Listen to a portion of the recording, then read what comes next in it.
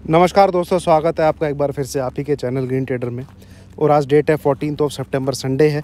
सोचा कुछ अलग डिफरेंट टाइप की वीडियो बनाऊं, तो मैं 10 बिजनेसेस ऐसे लेके आया हूं, 10 कंपनीज ऐसी आपको बताने वाला हूं जो कि मोनोपोली बिजनेस रखती है इंडिया के अंदर। एक एक करके उसको डिस्कस करूंगा और उसमें मेरे क्या फेवरेट है, जिसमें मैं फ्यूचर में या आने वाले टाइम में इन्वेस्ट करना चाहूँगा, उनको आपके सामने रखूँगा। तो आइए वीडियो की शुरुआत करते हैं। और सबसे पहले देखते हैं हम IRCTC। इसका तो अल्टरनेटिव कोई है नहीं।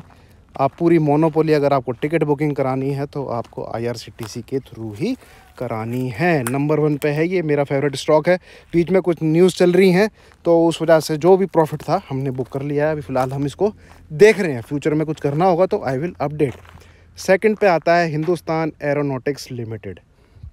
इंडिया का क्या कहते हैं, एक अकेली कंपनी है जो हेलीकॉप्टर्स वगैरह हो गए, जेट इंजन्स वगैरह कुछ हो गए, इनका डिज़ाइनिंग, इनका फैब्रिकेशन, अकेली यही एक लौती कंपनी है।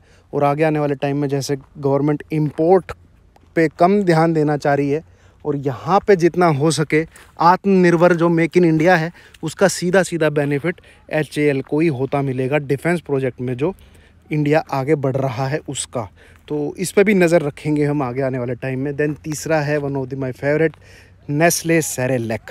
भैया कोई दूसरी चीज़ इसमें है ही नहीं, कोई और आपने देखा ही नहीं होगा। डेस्पाइट की मार्केट ओपन है सबके लिए, बट 96.5% इसका सेरेलैक पे जो है मार्केट शेयर पे नेस्ले का कब्जा है। बाकी किट कैट हो गया, मैगी हो गया, वो तो सब आप जानते ही हैं। देन अगला है कोल इंडिया। कोल इंडिया दोस्तों, मैंने यहाँ पे आपको इसलिए नो लिखा हुआ है यहाँ पे क्योंकि जो कोल की माइनिंग है गवर्नमेंट उस पर आगे उसको कमर्शियल करने जा रही है और ये PSU है। और इसलिए इस पर मैं इसमें रिकमेंड नहीं करूँगा कि आपको इसमें इन्वेस्ट करना चाहिए। फ़िलहाल वेट एंड वॉच रखना चाहिए। अगर गवर्नमेंट इसको कमर्शियल कर देती है तो यहाँ पे बहुत सारे प्राइवेट लैंडर अंदर घुस जाएंगे और जो इसका मार्केट शेयर 82% जो इसका कब्जा है कोल की माइनिंग पे वो कम हो जाएगा। तो ये भी वेट एंड वॉच रहेगा मेरी तरफ से। हिंदुस्तान जिंक, बहुत ही बेहतरीन चीज़ एक देखने को मिलेगी इसमें। ये देखिए आप, Hindustan Zinc Limited is the world second largest zinc lead miner and they hold 78% market share in India. तो Hindustan zinc 5th monopoly company है अपने उसकी। देन ITC सिगरेट में तो है ही ऑलरेडी, आप सबको पता है, था, है और भविष्य में भी रहेगा। बट ये अपनी डिपेंडेंसी सिगरेट वाले बिजनेसेस में कम करते जा रहे हैं, एग्रीकल्चर में बढ़ाते जा रहे हैं और FMCG टाइप जो प्रोडक्ट होते हैं, बिस्किट्स वगैरह हो गए, ये नूडल्स वगैरह हो गए, उसमें ये कंपनी अपना बिजनेस उस तरफ ज़्यादा बढ़ा रही है।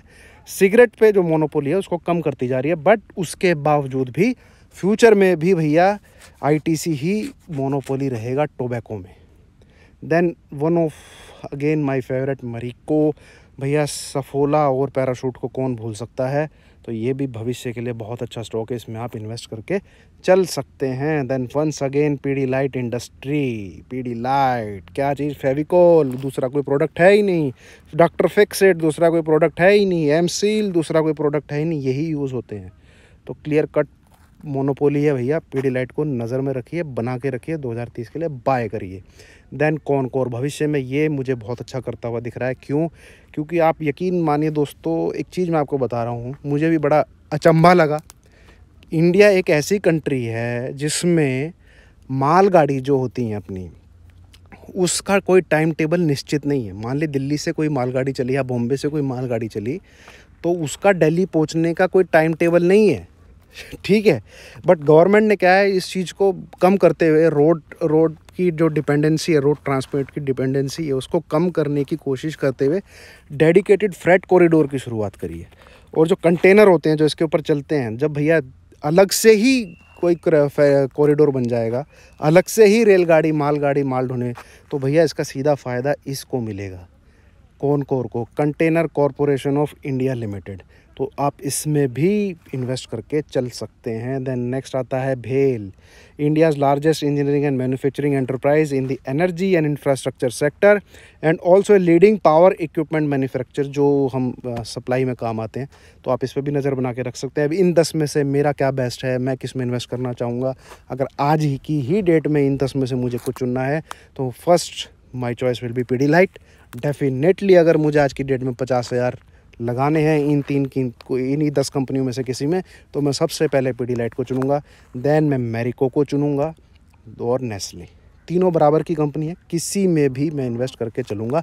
फर्स्ट प्रायोरिटी मेरी पीडीलाइट को रहेगी। तो ये था दोस्तों। इनकेस आपको वीडियो पसंद आई हो, आप चाहते हैं कि मैं ऐसी ही और वीडियो लेके आता रहूँ, तो वीडियो को लाइक कीजिएगा और चैनल को सब्सक्राइब कीजिएगा। Thank you very much.